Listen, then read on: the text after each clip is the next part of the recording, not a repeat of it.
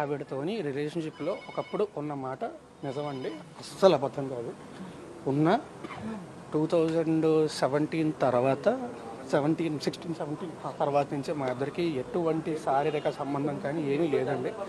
నేను ఒకటే భయపడింది ఏంటంటే నా ఇండస్ట్రీలో రెప్యుటేషన్, అంటే ఇంత కష్టపడి సినిమాలు చేసుకొని ఒక స్థాయికి వచ్చిన రెప్యుటేషన్ ఎక్కడ దెబ్బతింటుంది ఏంటి. అండ్ ఆమె ఎప్పుడు కూడా ప్రతిదానికి బెదిరిస్తూ ఉండేది, ఇచ్చేస్తూ ఉండేది. సో పచ్చిగా చెప్పాలంటే మూసుకొని కూర్చున్నానండి, రెప్యుటేషన్ ఎక్కడ దెబ్బతింటుంది అని భయంతో.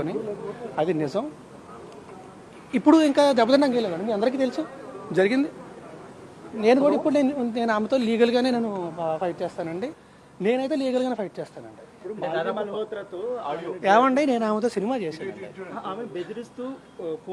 కొద్ది రోజుల్లో సినిమా రిలీజ్ ప్లాన్ చేసుకున్నామండి.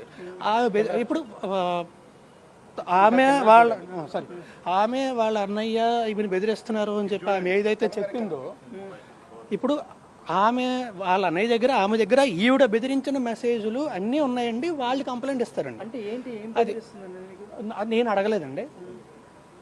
ఈమె చాలా గట్టిగా బెదిరించింది, చాలా గట్టిగా బెదిరిస్తే వాళ్ళు కంప్లైంట్ ఇసుకుంటారండి. అది వాళ్ళు కంప్లైంట్ ఇస్తారండి. నేను ఇస్తానండి నా సైడ్ నుంచి. నేను వచ్చేసి ప్రశాంతంగా నేను బతుకుతున్నా, నేను ప్రశాంతంగా ఉంటున్నాను. సో ఇప్పుడు ఏంటంటే ఆమెకి ప్రతిసారి కూడా డబ్బులు ఎప్పుడు కావాలన్నా సరే అడుగుద్దండి, ఎదుగుద్దండి. మీకు మళ్ళీ అందరికీ చెప్తున్నాను, ఇప్పుడు ఒకవేళ తనకు నేనే కావాలి అంటే 8 ఏళ్ల క్రితం మీకు చూపిస్తా. 8 నెలల క్రితం ఇదిగోండి ఈ ఎఫ్ఐఆర్ చూడండి. మస్తాన్ సాయి అన్న అబ్బాయి నన్ను పెళ్లి చేసుకోవాలి అని ఎఫ్ఐఆర్ ఫైల్ చేసింది. క్లియర్గా ఎఫ్ఐఆర్ కాపీ ఉంది నా దగ్గర. రాజశేఖరన్ గారు ఎందుకు అడుగుద్ది ఆ అబ్బాయి పెళ్లి చేసుకోవాలి అని చెప్పి? నిజం కదా. ఇప్పుడు లావణ్య ఒకటే సార్, ఇంతకీ మస్తాన్ ఎవరండి? మస్తాన్ గురించి ఆమె ఇప్పుడు ఆమె ఆయనతోనే ఉంటుందండి రిలేషన్. అవునండి. ఇప్పుడు మీ ఫ్లాట్ లో ఆమె ఉందనేది అవునండి, నిజం అండి. మీరు ఎందుకు ఫ్లాట్ వదిలేశారండి? నేను ఫ్లాట్ వదలలేదండి. ఆమెకి డ్రగ్స్ అలవాటు, ఆమె చుట్టూ ఉండే మనుషులు వీళ్ళందరూ కూడా చాలా చెత్త. అలా అని చెప్పి నేను హైదరాబాద్ వచ్చిన కొత్తలో ఖచ్చితంగా నాకు హెల్ప్ చేసిందండి, గ్రాట్యూడ్ ఉంది. రెండోది ఏంటంటే నిజంగా ఇందాక చెప్పినట్టే నా రెప్యుటేషన్ ఎక్కడ పాడవద్దు అని భయంతో మూసుకొని నేనే బయటకు వెళ్ళిపోయానండి. వదులుకోవడానికి సిద్ధంగా లేనండి. నేను అసలు ఏమీ మాట్లాడలేదు, ఏమీ లేదు. కంప్లైంట్లో పేరుకుందండి, ఏదైనా ప్రూఫ్ ఉందా? ఈవిడే నేను మళ్ళీ చెప్తున్నానండి. So I can't talk on behalf of, which is not right. So ఆవిడని బెదిరించిందండి, వాళ్ళ అన్నయ్యతోని చాలా ఫిల్తీ లాంగ్వేజ్లో మాట్లాడింది. ఇదంతా జరిగింది.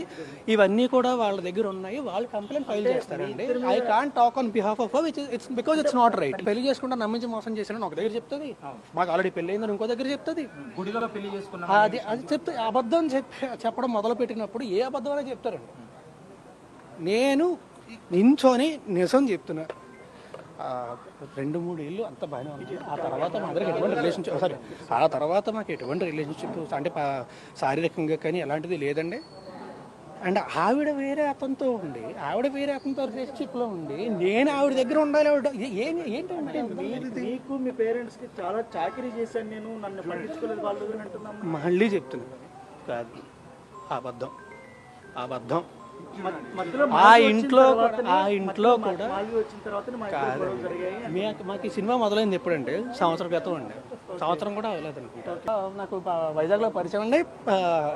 హైదరాబాద్ వచ్చిన తర్వాత ఇనీషియల్గా నేను ఒక దీనికోసం సినిమా గురించి వచ్చినప్పుడు హైదరాబాద్ వచ్చినప్పుడు ఇనీషియల్గా అప్పటి నుంచి పరిచయం అండి నాకు.